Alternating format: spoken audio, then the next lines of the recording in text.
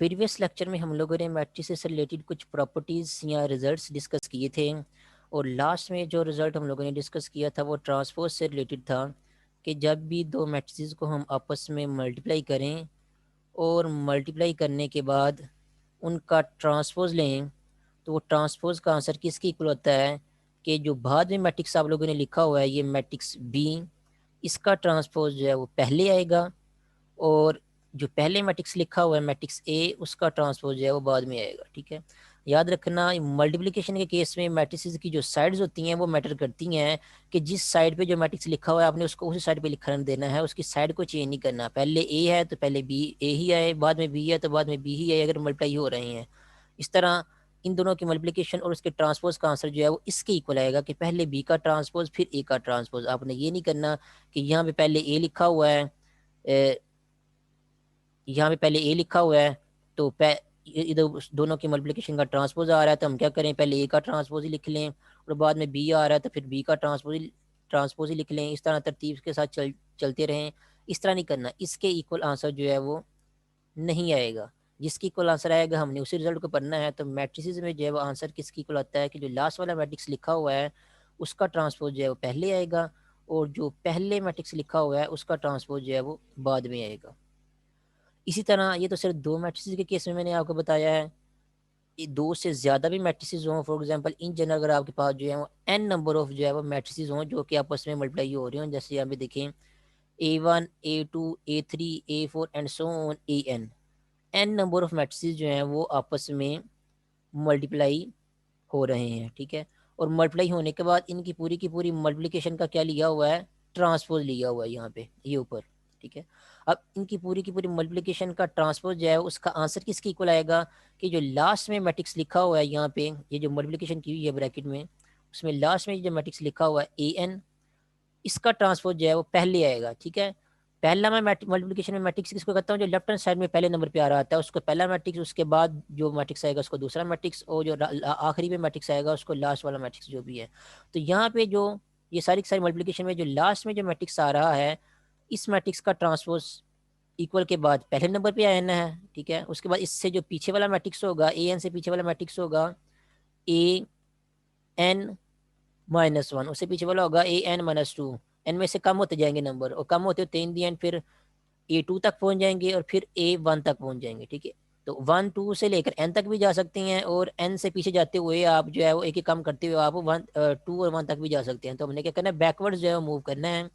तो जो लास्ट वाला AN मैट्रिक्स है उसका ट्रांसपोज जो है पहले आएगा, उसके बाद उससे पीछे वाला जो मैट्रिक्स होगा AN से पीछे वाला मैट्रिक्स, फॉर एग्जाम्पल मैं यहाँ पे लिख के आपको बताता हूँ, उससे पीछे वाला मैट्रिक्स AN-1 है, तो उसके बाद जो है AN-1 का ट्रांसपोज आएगा, फिर AN-2 का ट्रांसपोज आएगा। इस तरह सो जो है बैकवर्ड्स चलते जाएंगे यहाँ पे, और चलते चलते फिर आप कहाँ तक पहुँच जाएंगे, A2 तक पहुँच जाएंगे। फिर एंड एंड तक जाते जाते फिर आके जो है फिर A2 का ट्रांसपोज आ जाएगा, और फिर क्या आ जाएगा, लास्ट जो सबसे पहले मैट्रिक्स यहाँ पे A1 लिखा था उसका जो है वो यहाँ पे लास्ट में ट्रांसपोज आ जाएगा।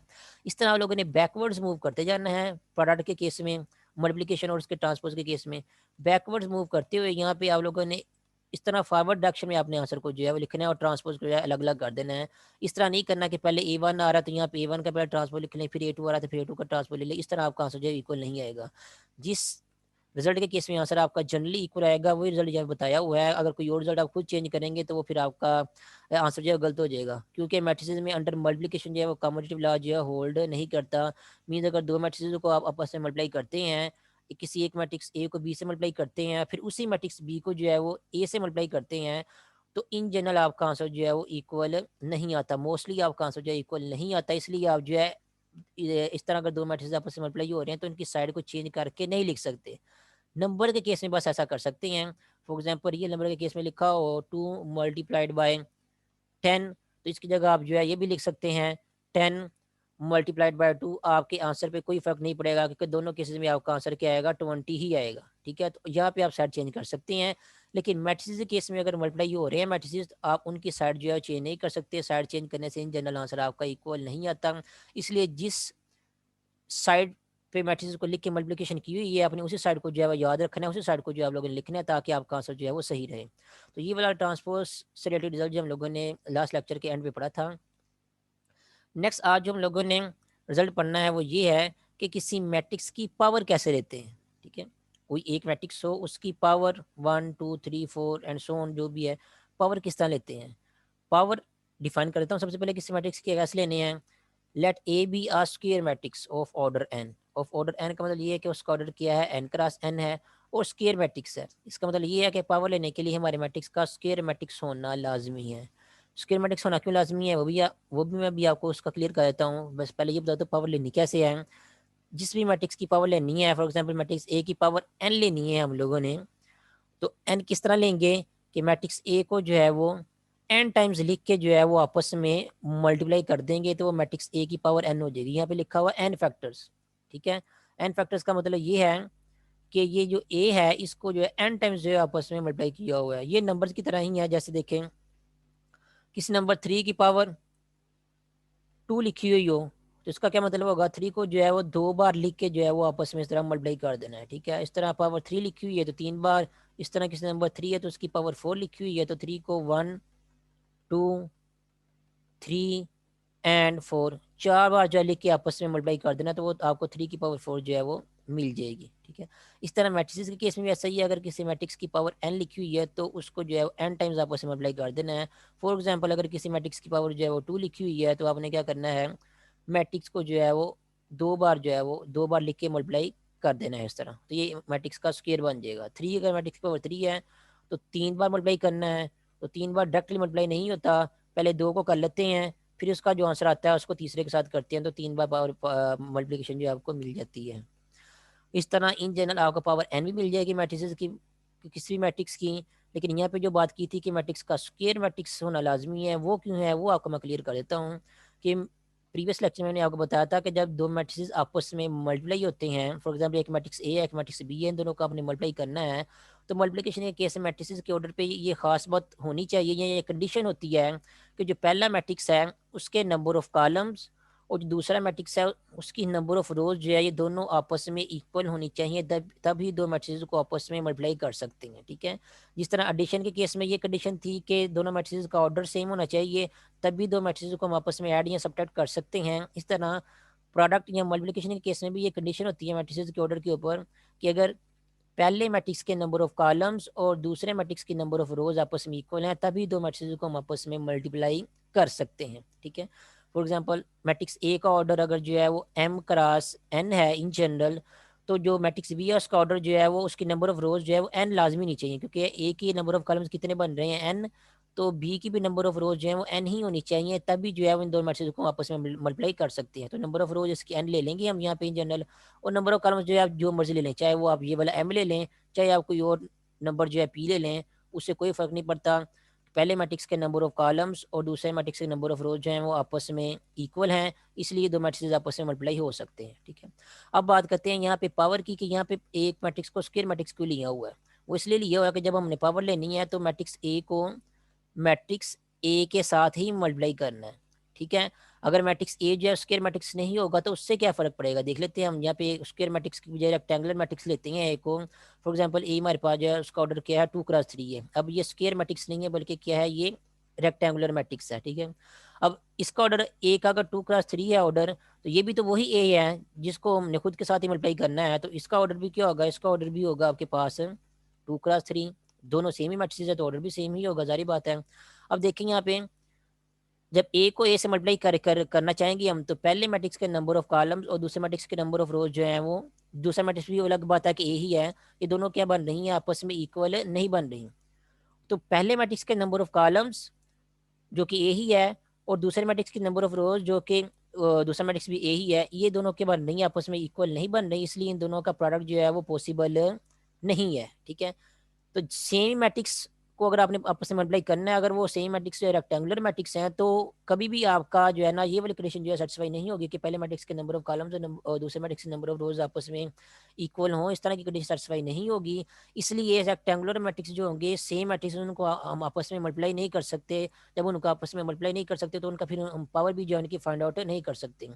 उसके लिए हमें क्या करना होगा, उसके लिए हमें स्क्वायर मैट्रिक्स लेना होगा। स्क्वायर मैट्रिक्स में जो है ये कंडीशन सेटिस्फाई होती है। फॉर एग्जाम्पल एक दो मैट्रिक्स ए हैं उनको मैं आपस में मल्टीप्लाई करता हूँ, ए हमारे पास स्क्वायर मैट्रिक्स है। फॉर एग्जांपल ए का ऑर्डर किया है 4 क्रॉस 4, अब ये स्क्वायर मैट्रिक्स है और दूसरा मैट्रिक्स ए है उसका भी ऑर्डर फिर क्या होगा 4x4 होगा।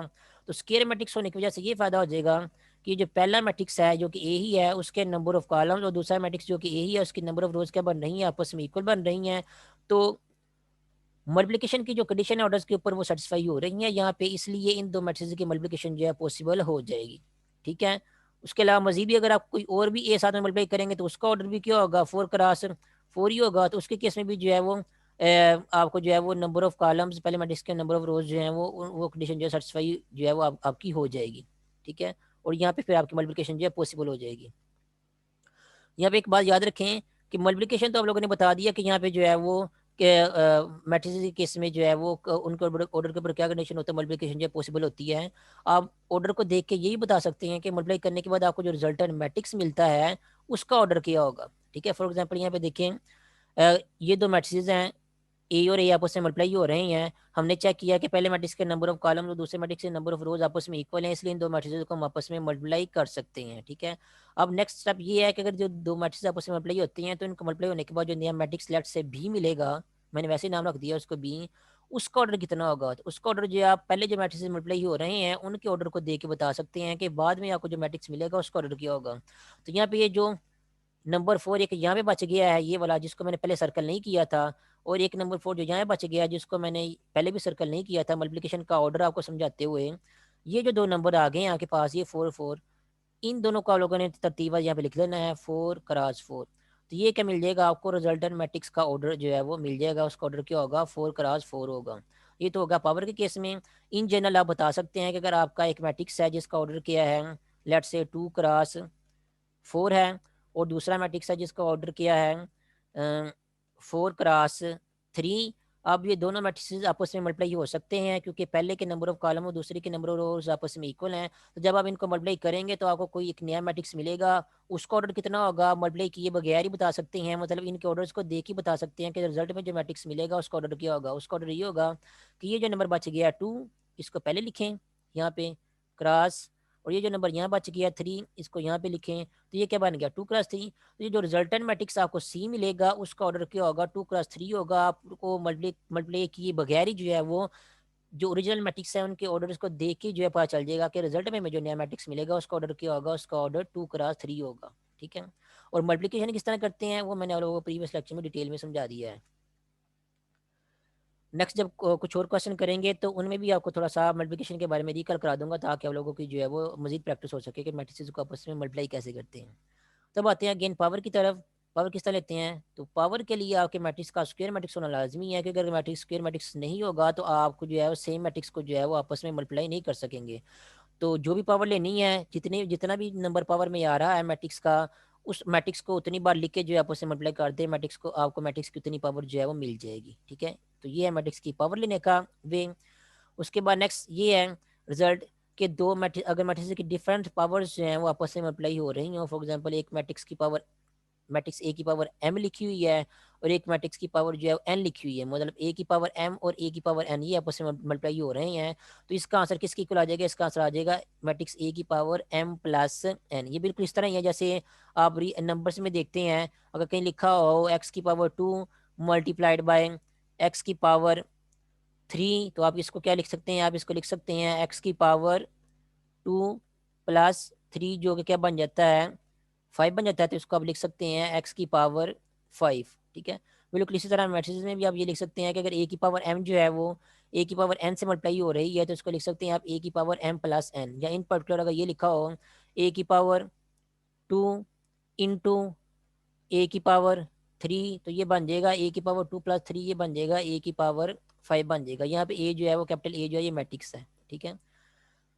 और नेक्स्ट ये है कि अगर मैट्रिक्स ए की पावर इन्वॉल्व हो रही है उसकी अगेन पावर ले लें ए की पावर एम की, अगर आप जो है वो ए की पावर एम आपको कोई नया मैट्रिक्स मिलेगा उसकी आप अगेन एक पावर ले लेते हैं एन ले लेते हैं, तो फिर क्या होगा ये जो दो पावर्स हो रही हैं ये आपस में मल्टीप्लाई हो जाएंगी। याद रखें इस केस में जो है पावर्स आपस में ऐड हो रही हैं। ठीक है। यहाँ पे ए की पावर एम जो है वो ए की पावर एन के साथ मल्टीप्लाई हो रहा है। ठीक है। तो पावर्स क्या हो रही हैं ऐड हो रही हैं। और इस केस में क्या हो रहा है नेक्स्ट केस में कि ए की पावर एम की अगेन पावर एन ली हुई है। ठीक है। इस केस में क्या होगा ये जो पावर्स में दो नंबर आ रहे हैं ये आपस में मल्टीप्लाई हो जाएंगे तो एम और एन से मल्टीप्लाई हो जाएगा तो यहाँ पे बन जाएगा ए की पावर एम एन।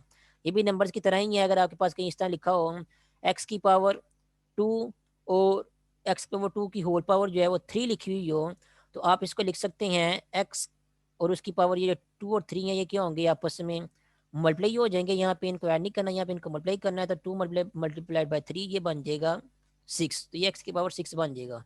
बिल्कुल इसी तरह यहाँ पे किसी मैट्रिक्स की पावर ली हुई है एम, यहाँ ए की पावर एम लिखा हुआ है, उसकी अब अगेन पावर एन लेते हैं, तो आपका जो आंसर आएगा ए की पावर एम एन आ जाएगा। ठीक है, और लास्ट में ये लिखा हुआ है यहाँ पे पावर के रिजल्ट में कि ए की पावर 1 तो ए ही रहेगा। क्यों रहेगा? ए की पावर 1 का मतलब ये है कि आपने जो है वो मैट्रिक्स ए को एक ही बार लिखना है। पावर एन हो तो एन टाइम्स लिखते हैं, पावर 2 हो तो 2 बार लिखते हैं, और अगर पावर 1 ही हो तो फिर एक ही बार लिख देंगे, तो ए की पावर 1 क्या बन जाएगी? वो ए ही बन जाएगा। जैसे नंबर में होता है 2 की पावर 1 क्या होता है? वो 2 ही होता है। लेकिन अगर आप लोगों ने 2 की पावर 2 लिखनी है तो फिर आपको क्या करना होगा? 2 को जो है वो 2 बार लिख के मल्टीप्लाई करना होगा। 2 की पावर 1 जैसे 2 ही है, इसी तरह मैट्रिसेस में भी ऐसा ही है कि ए की पावर 1 क्या होगा? वो ए ही होगा। इस तरह नंबर्स में 2 की पावर अगर 0 लिखा हो या 3 की पावर 0 लिखा हो तो वो किसकी इक्वल आता है? वो 1 की इक्वल आता है। नंबर्स की जो मल्टीप्लिकेटिव आइडेंटिटी होती है 1 उसकी इक्वल आता है।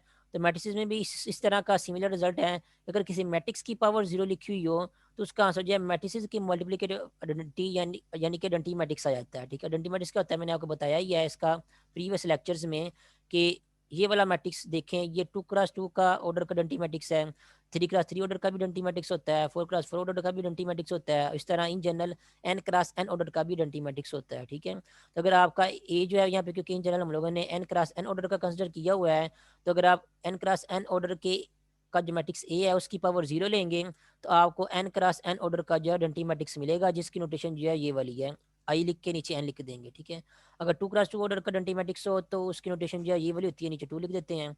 अगर 3x3 ऑर्डर का आइडेंटिटी मैट्रिक्स हो तो उसकी नोटेशन ये होती है कि नीचे यहाँ पे आई के नीचे 3 लिख देते हैं। इस तरह in general n x n order का आइडेंटिटी मैट्रिक्स जो है उसकी नोटेशन जो है वो ये वाली होती है, आई लिख के मीन्स आइडेंटिटी मैट्रिक्स है, और नीचे छोटा सा एन लिख देते हैं ताकि पता चल जाए कि वो n x n ऑर्डर का आइडेंटिटी मैट्रिक्स है। तो n x n ऑर्डर के मैट्रिक्स की अगर आप पावर 0 लेंगे तो आपको n x n ऑर्डर का जो आइडेंटिटी मैट्रिक्स मिल जाएगा, बिल्कुल नंबर की तरह ही। जैसे आप किसी नंबर की पावर जो है वो 0 लेते हैं तो आपको जो है नंबर्स की जो है मल्टीप्लिकेटिव आइडेंटिटी यानी कि वो 1 मिलती है।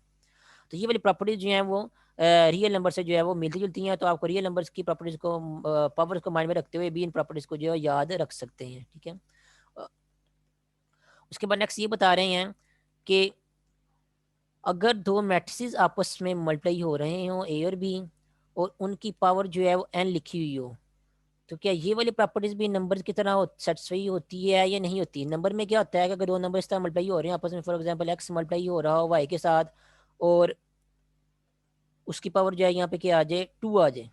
ठीक है, तो यहाँ मजीद समझाने के लिए आपको मैं थोड़ा सा और एग्जाम्पल को आसान कर देता हूँ। अगर इस तरह लिखा हो 2x और उसकी पावर जो है वो इस तरह आगे के लिखी हुई, लेट से 3 लिखी हुई हो, तो आप क्या लिख देते हैं? आप लिख देते हैं 2 की पावर 3 जो है वो अलग लिख लेते हैं, और x की पावर 3 जो है वो अलग लिख लेते हैं। नंबर्स में आप इस तरह कर लेते हैं। ठीक है, क्या मैट्रिसेस में भी हम इस तरह कर सकते हैं कि दो मैट्रिसेस आपस में मल्टीप्लाई हो रहे हैं और उसकी पावर जो है वो n लिखी हुई, तो हम क्या करें? उनकी पावर को अलग अलग कर लें। तो क्या मैट्रिसेस में ऐसा लिख सकते हैं? तो इसका आंसर ये है कि मैट्रिसेस में जो है वो इन जनरल ऐसा जो है वो नहीं लिख सकते। ठीक है, मीन्स हम ये नहीं लिख सकते कि अगर A B whole power n लिखी हुई है तो हम इसको लिख दें इस तरह लिख दें, ए की पहले नंबर पे ए आ रहा है तो ए की पावर एन लिख दें, और दूसरे नंबर पे बी आ रहा है तो बी की पावर एन लिख दें। इस तरह पावर को सेपरेट कर दें हम, इस तरह जो है वो इन जनरल जो है वो नहीं लिख सकते। ठीक है, जनरली मतलब मोस्टली जो हम ऐसा नहीं लिख सकते। तो कब लिख सकते हैं? कुछ केसेस हैं जिन केसेस में लिख सकते हैं। वो केसेस कौन से हैं? वो केसेस वो वाले हैं जिन केसेस में ए बी जो है वो बी ए के इक्वल होता है, तब भी हम ऐसा लिख सकते हैं। और मैंने आपको बताया था कि इन जनरल जो है वो ए बी जो है वो बी ए के इक्वल नहीं होता। इन जनरल में मोस्टली जो है वो ए बी जो है बी ए के इक्वल नहीं होता। ये दोनों आपस में इक्वल जो है कभी कभी या कुछ स्पेशल केसेस में होते हैं, और जिन स्पेशल केसेस में ये आपस में इक्वल होते हैं उन केसेस में जो है वो ये पावर को आप जो है सेपरेट कर सकते हैं। और जिन जनरली जो है ये आपस में इक्वल नहीं होते, इसलिए अगर कहीं जनरल बात हो रही हो तो उस केस में आप जो है वो ये वाला रिजल्ट यूज करेंगे कि इनकी पावर्स को हम अलग अलग जो है वो नहीं कर सकते। फिर से दोबारा मैं रिपीट कर दूं इसको जरा इरेज करके, कि इन जनरल जो है ए बी जो है वो बी ए के इक्वल नहीं होता ये। ठीक है, इसलिए इन जनरल अगर आप लोगों ने रिजल्ट लिखना है ये वाला ए बी और इसकी होल पावर एन, तो वो भी अब लिखेंगे कि वो ए की पावर एन और बी की पावर एन के इसके इक्वल जो है वो नहीं है, ठीक है। मोस्टली ये जनरली इसके इक्वल नहीं है, ठीक है।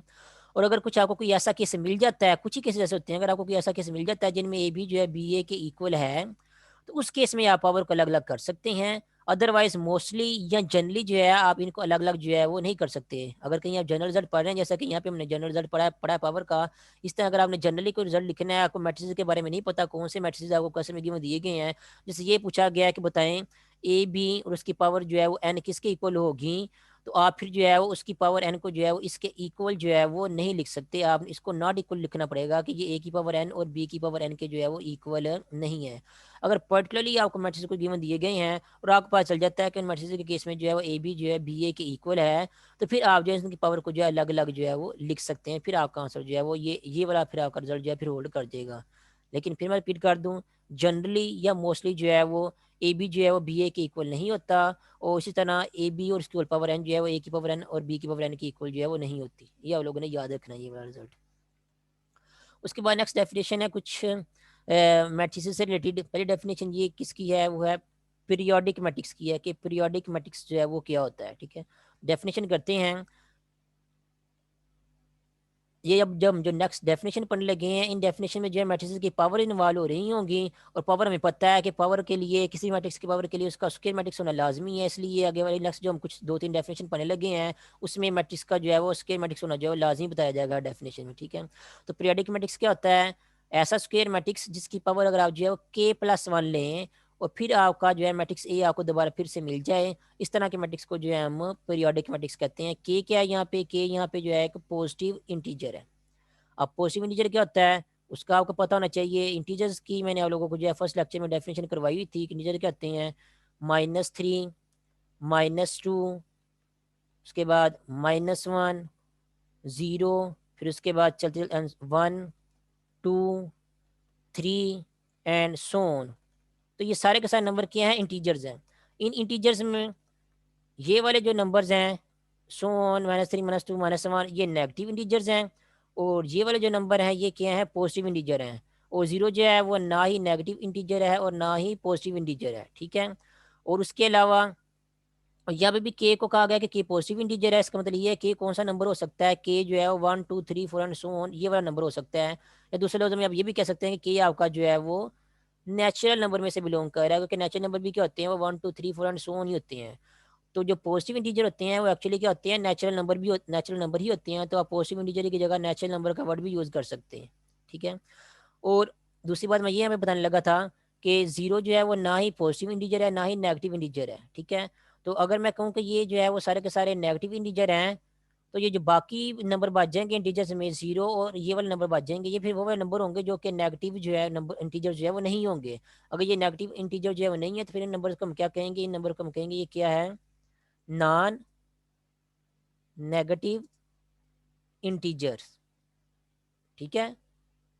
क्लियर कर लें इस बात को कि जो नंबर्स नेगेटिव हैं उनको छोड़ के बाकी इंटीजर्स को अगर हम देखें, तो बाकी इंटीजर जो बच जाएंगे फिर वो वाले इंटीजर होंगे जो कि नेगेटिव नहीं है। अब ये नेगेटिव नहीं है इसलिए हम उनको कहेंगे नॉन नेगेटिव, मीन्स नेगेटिव नहीं है, नॉन नेगेटिव इंटीजर्स। तो नॉन नेगेटिव इंटीजर्स में जीरो भी आ जाएगा और 1, 2, 3, 4 एंड सोन ये नंबर भी आ जाएंगे, ठीक है। लेकिन जो पॉजिटिव इंटीजर होते हैं उसमें जीरो जो है वो नहीं आता, ठीक है।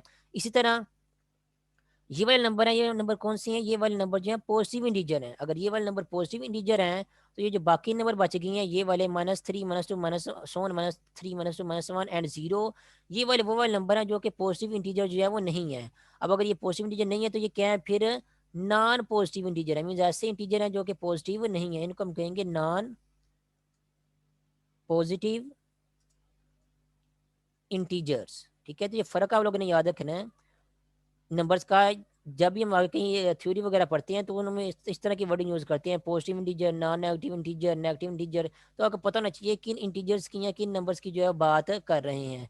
तो ज़ीरो के अलावा बाकी जो नंबर आपके पास बच रहे हैं ये वाले माइनस की तरफ, ये सारे नेगेटिव इंटीजर हैं। और जीरो के अलावा ये जो नंबर आपके पास पॉजिटिव नंबर आ रहे हैं ये आपके पास पॉजिटिव इंटीजर हैं। लेकिन अगर आपने जीरो को भी इंक्लूड करना है, तो अगर यहाँ पे जीरो को इंक्लूड करेंगे नेगेटिव इंटीजर के साथ, तो ये वो वाले नंबर हैं जो पॉजिटिव नहीं है, इसलिए हम इनको कहेंगे ये क्या है, ये सारे के सारे क्या हैं, नॉन पॉजिटिव इंटीजर हो जाएंगे, ठीक है। और अगर ज़ीरो के साथ आप क्या करते हैं, पॉजिटिव नंबर को भी इंक्लूड कर लेते हैं, तो ये जीरो के साथ ये जो पॉजिटिव नंबर है ये वो वाले नंबर है जो कि नेगेटिव नहीं है, फिर इनको हम क्या कहेंगे, इनको हम नॉन नेगेटिव इंटीजर जो है वो कहेंगे, ठीक है। और अगर आप जीरो को छोड़ देंगे तो 1 2 3 4 एंड सो ऑन ये पॉजिटिव इंटीजर है, अगर आप जीरो को छोड़ के ये नेगेटिव नंबर को लेंगे तो ये 1 2 -1 -2 -3 एंड सो ऑन ये नेगेटिव इंटीजर है, ठीक है। जीरो को इंक्लूड करेंगे तो आपको फिर इस तरह की नोटेशन यूज करनी पड़ेगी, नॉन नेगेटिव या नॉन पॉजिटिव, ठीक है। अगर जीरो को आप नेगेटिव नंबर के साथ इंक्लूड करते हैं तो ये नंबर बन जाएंगे नॉन पॉजिटिव नंबर, कि नेगेटिव नंबर क्या होते हैं, पॉजिटिव नहीं होते, ये नंबर बन जाएंगे नॉन पॉजिटिव नंबर। अगर आप जीरो को जो है वो पॉजिटिव इंटीजर के साथ इंक्लूड करते हैं तो ये नंबर फिर क्या बन जाएंगे, नॉन नेगेटिव बन जाएंगे, क्योंकि पॉजिटिव नंबर क्या होते हैं, ऐसे नंबर होते हैं जो कि नेगेटिव नहीं होते, तो इनको हम कह देंगे नॉन नेगेटिव इंटीजर्स, ठीक है। तो ये थोड़ा फर्क आप लोगों को नंबर में याद रखना है। यहाँ पर डेफिनेशन में के का क्या कह रहे हैं, के को पॉजिटिव इंटीजर कह रहे हैं, या फिर कह लें कि के को हम क्या ये कह रहे हैं कि के आपके पास जो है नेचुरल नंबर जो है वो होना चाहिए, मीन्स 1 2 3 4 एंड सो ऑन ये होना चाहिए। तो डेफिनेशन ये, अगर आप किसी मैट्रिक्स की पावर जो है वो k+1 लेते हैं, के क्या नेचुरल नंबर है या पॉजिटिव इंटीजर है, तो आप किसी मैट्रिक्स की पावर फॉर एग्जांपल 1+1 लेते हैं, के की जगह 1 लिख दें, 1+1 लेते हैं। या फिर अगर आप किसी मैट्रिक्स की पावर जो है वो 2+1 लेते हैं, के की जगह जो 2 लिख दिया, याद रखें यहाँ पे +1 जो है फिक्स ही है, के जो है वो नेचुरल नंबर है, तो के को चेंज करना है। या फिर अगर आप किसी मैट्रिक्स की पावर जो है वो 3+1 लेते हैं इस तरह, तो 1+1 क्या बन गया है, वो मैट्रिक्स की पावर 2 बन जाएगी, 2+1 क्या बन जाएगा, मैट्रिक्स की पावर जो है वो 3 बन जाएगी, और 3+1 क्या मैट्रिक्स की पावर 4 बन जाएगी, इस तरह बाकी पावर्स भी बनती जाएंगी। तो अगर आप किसी मैट्रिक्स की पावर 1+1 लेते हैं या मैट्रिक्स की पावर 2 लेते हैं और आपको मैट्रिक्स ए जो है वापस फिर जो है मिल जाता है पावर लेने के बाद, फिर हम मैट्रिक्स को कहेंगे कि वो क्या है, पीरियोडिक मैट्रिक्स है। और ये जो के की वैल्यू होगी, के की जो भी वैल्यू होगी हम कहेंगे के जो है उस मैट्रिक्स का क्या है, पीरियड है। यहाँ पे के की जगह मैंने क्या लिखा है, 1 लिखा है, और 1 लिखने के बाद पावर लेने के बाद आंसर मैट्रिक्स ए आ गया, तो मैं कह दूंगा कि यहाँ पे जो के है उसका पीरियड क्या है, 1 है, ठीक है। या फिर अगर आप किसी मैट्रिक्स की पावर जो है वो 2+1 यानी कि 3 लेते हैं, और 2+1 या 3 लेने के बाद पावर फिर मैट्रिक्स ए जो है आपको वापस फिर से मिलता है, तो फिर ये जो के की जगह आप लोगों ने नंबर 2 लिखा हुआ है, 2 को हम कहेंगे कि ये 2 जो है वो इस मैट्रिक्स ए का पीरियड है, और ए के आपके पास वो पीरियोडिक मैट्रिक्स है। इस तरह पावर 3 लेने से मैट्रिक्स ए नहीं मिल रहा, बल्कि पावर 4 लेने से मैट्रिक्स ए आपको वापस फिर से मिलता है, जो भी मैट्रिक्स आपको गिवन दिया गया है। तो पावर 4 का मतलब ये है कि आपने पावर जो है वो 3+1 ली है मैट्रिक्स ए की, ठीक है। तो के की जगह क्या आ रहा है, 3 आ रहा है, इसलिए हम कहेंगे कि ए जो है आपके पास पीरियोडिक मैट्रिक्स है, उसकी पीरियोडिसिटी क्या है, वो के है, या उसका पीरियड क्या है, उसका पीरियड क्या है, वो 3 है यहाँ पे। इसी तरह इन जनरल अगर आप किसी मैट्रिक्स की पावर जो है वो k+1 लेते हैं, के की जगह कोई ना कोई नेचुरल नंबर होगा, और k+1 लेने के बाद आपको जो है मैट्रिक्स ए मिल जाता है दोबारा फिर से वापस आंसर में, तो ए को हम कहेंगे कि वो क्या है, पीरियोडिक मैट्रिक्स है। और के की जगह जो भी नंबर आपके पास इन पर्टिकुलर आ रहा होगा उस नंबर को हम कहेंगे कि वो क्या है, मैट्रिक्स का पीरियड है, ठीक है। ये तो हो गया पीरियोडिक मैट्रिक्स की डेफिनेशन। उसके बाद नेक्स्ट डेफिनेशन है आइडेम्पोटेंट मैट्रिक्स की, कि आइडेम्पोटेंट मैट्रिक्स जो है वो क्या होता है। अडम्बरन मैट्रिक्स ये है कि अगर आप किसी मैट्रिक्स की पावर 2 लें, और 2 लेने के बाद जो है आपको मैट्रिक्स ए जो है दोबारा फिर से मिल जाए, तो इस तरह के मैट्रिक्स को हम जो है वो अडम्पोटेंट मैट्रिक्स कहते हैं, ठीक है। तो यहाँ पे आप इसको, जिस मैट्रिक्स की पावर 2 लेने से आपको मैट्रिक्स ए मिल रहा है, इसको मैट्रिक्स हम अडम्पोटेंट मैट्रिक्स कहते हैं, उसको आप पीरियोडिक मैट्रिक्स भी कहेंगे, ठीक है। इसके दो नाम बन जाएंगे अब। पावर 2 लेने से ए बन रहा है, इसका मतलब ये है कि ए की पावर जो है वो 1+1 लेने से जो है वो क्या मिल रहा है आपको, वापस फिर से जो है वो ए मिल रहा है। तो यहाँ से अगर आप देखें तो यहाँ से आप ये कह सकते हैं कि ए जो है वो पीरियोडिक मैट्रिक्स है, और उसका पीरियड क्या है, 1 है, ठीक है। और अगर इस डेफिनेशन को फॉलो करें, डेम्परमेंट मैट्रिक्स की डेफिनेशन को फॉलो करें, तो वो क्या कहती है, उसको फॉलो करके आप ये भी कह सकते हैं कि मैट्रिक्स की पावर 2 लेने से हमें ए मिल रहा है, तो इसलिए मैट्रिक्स क्या है आपका, डेम्परमेंट मैट्रिक्स भी है। तो यहाँ पे आप इसको दो नाम भी क्या दे सकते हैं मैट्रिक्स को, जिस भी मैट्रिक्स की पावर 2 लेने से जो है वो आपको मैट्रिक्स ए दोबारा फिर से मिल रहा है, उस मैट्रिक्स को हम डेम्परमेंट मैट्रिक्स भी कहेंगे, क्योंकि वो डेम्परमेंट मैट्रिक्स की भी डेफिनेशन को सेटिस्फाई कर रहा है। उसके अलावा हम उसको जो है पीरियोडिक मैट्रिक्स भी कहेंगे, क्योंकि वो पीरियोडिक मैट्रिक्स की भी डेफिनेशन को सेटिस्फाई कर रहा होगा कि ए की पावर जो है 2 या ए की पावर 1+1 लेने से हमें वापस फिर से जो है वो मैट्रिक्स ए मिल रहा है। के की जगह क्या आ रहा है, के की जगह जो है 1 आ रहा है, इसलिए मैट्रिक्स ए का पीरियड क्या होगा, 1 होगा। अब ये ए की पावर 2 लेने से ए आ गया, तो ए पीरियोडिक मैट्रिक्स है और इसका पीरियड क्या है, 1 है। और उसके अलावा ए जो है वो अडम्परेंट मैट्रिक्स भी है, तो ये इसके दो नाम हो जाएंगे यहाँ पे। याद रखें डम्परेंट सिर्फ पावर 2 के केस में जो है वो डेफिनेशन यहाँ पे की हुई है कि पावर 2 हो तो डम्परेंट मैट्रिक्स होगा, अगर पावर 3 हो फिर उसको आपने क्या कर देना, उसको आपने इस तरह लिख देना है ए की पावर 2+1, और वो 3 लेने से अगर आपका मैट्रिक्स ए मिल रहा है तो हम कहेंगे ये पीरियाडिक मैट्रिक्स है और उसका उसका पीरियड क्या है, वो 2 है, ठीक है। यहाँ पे डम्पलेंट का वर्ड जो यूज़ नहीं करेंगे, और डम्पलेंट का वर्ड सिर्फ यहाँ पे यूज़ हो रहा है अगर ए का स्क्वायर जो है वो ए के इक्वल हो, तब डम्पलेंट मैट्रिक्स जो है हम कहेंगे मैट्रिक्स ए को। उससे रिलेटेड यहाँ पे एग्जाम्पल भी सॉल्व की हुई है। ये देखें, एक मैट्रिक्स जो है वो ए गिवन दिया गया है। इस मैट्रिक्स की उन्होंने जो है पावर 2 ली है सबसे पहले, ठीक है। पावर 2 कैसे लेंगे, मैट्रिक्स ए को जो है वो मैट्रिक्स ए के साथ ही मल्टीप्लाई कर देंगे। मल्टीप्लिकेशन कैसे करते हैं, पहले मैट्रिक्स के की पहली रो को दूसरे मैट्रिक्स के हर कॉलम के साथ जो है वो बारी बारी मल्टीप्लाई करते हैं, ठीक है। तो पहले पहले मैट्रिक्स की पहली रो को पहले कॉलम के साथ मल्टीप्लाई करते हैं। 2 को 2 से मल्टीप्लाई करेंगे तो आंसर क्या आ जाएगा आपके पास यहाँ पे 4। उसके बाद प्लस का सिंबल लगाएंगे। -2 को -1 से मल्टीप्लाई करेंगे तो -2 इंटू -1 ये क्या बन जाएगा, ये +2 बन जाएगा, तो यहाँ पे बन जाएगा +2। उसके बाद -4 को 1 से मल्टीप्लाई करेंगे तो ये बन जाएगा आपके पास -4, तो यहाँ पे आ जाएगा आपके पास -4। तो ये पहली रो को क्या कर दिया है, पहले कॉलम के साथ मल्टीप्लाई कर दिया है, उसकी कोरेस्पॉन्डिंग एंट्रीज को आपस में मल्टीप्लाई कर दिया, ठीक है। उनको आपस में फिर क्या कर देना, ऐड कर देना है। 4 + 2 ये किसकी इक्वल होता है, ये 6 की इक्वल होता है, और -4 साथ में आ जाएगा, और 6 - 4 ये किसकी इक्वल आ जाएगा, 2 की इक्वल आ जाएगा। तो इन्होंने डायरेक्टली यहाँ पे आंसर जो है ये 2 लिखा हुआ है, ठीक है। इसी तरह जब पहली रो को पहले कॉलम के साथ मल्टीप्लाई कर लेंगे तो इसको फिर छोड़ देंगे, फिर इसी पहली रो को क्या करेंगे, दूसरे कॉलम के साथ भी मल्टीप्लाई करेंगे, ठीक है। दूसरे कॉलम के साथ मल्टीप्लाई करेंगे, बिल्कुल इसी तरह 2 को -2 से मल्टीप्लाई करेंगे, फिर ऐड प्लस का सिंबल लगाएंगे, फिर -2 को 3 के साथ मल्टीप्लाई करेंगे, फिर प्लस का सिंबल लगाएंगे, फिर -4 को -2 के साथ मल्टीप्लाई करेंगे, और फिर जो प्लस का सिंबल लगा के आपको जो 3 नंबर मिल जाएंगे उनको ऐड करेंगे तो आपको आंसर में जो जाओ -2 मिल जाएगा। फिर इस तरह पहली रो को जो है वो तीसरे कॉलम के साथ भी आप लोगों ने मल्टीप्लाई कर देना है। फिर कॉलम आपके खत्म हो जाएंगे, फिर आप लोगों ने दूसरी रो पे आ जाना है। दूसरी रो को भी पहली कॉलम के साथ, दूसरे कॉलम के साथ, तीसरे कॉलम के साथ, उसके आंसर आप लोगों ने यहाँ पे लिखने हैं। फिर तीसरी रो पे आना है, तीसरी रो की भी जो है आप लोगों ने पहले कॉलम के साथ, दूसरे और तीसरे के साथ मल्टीप्लाई करके यहाँ पे लिख देना है उनके आंसर को। जब रिजल्ट में आपको मैट्रिक्स मिलेगा, वो मैट्रिक्स आपको देख सकते हैं यहाँ पे, मैट्रिक्स ए जो है दोबारा फिर से जो है मिल जाएगा। इसका मतलब ये है कि ए की पावर 2 लेने से मुझे है वो मैट्रिक्स ए जो है दोबारा फिर से मिल गया है।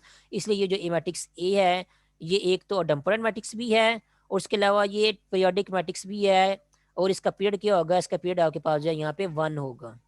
उसके बाद नेक्स्ट डेफिनेशन है नीलपोटेंट मैट्रिक्स की, कि नीलपोटेंट मैट्रिक्स क्या होता है, ऐसा स्क्वायर मैट्रिक्स जिसकी पावर पी लेने से आंसर में जो है वो जीरो मैट्रिक्स मिले। याद रखो यहाँ पे जीरो मैट्रिक्स लिखा हुआ है, ए नहीं लिखा हुआ।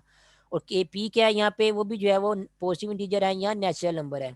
तो ऐसा मैट्रिक्स जिसकी पावर पी लेने से या कोई नेचुरल नंबर पावर लेने से आंसर जो है वो जीरो मैट्रिक्स आ जाता है, तो उस मैट्रिक्स को हम क्या कहते हैं, वो नीलपोटेंट मैट्रिक्स है।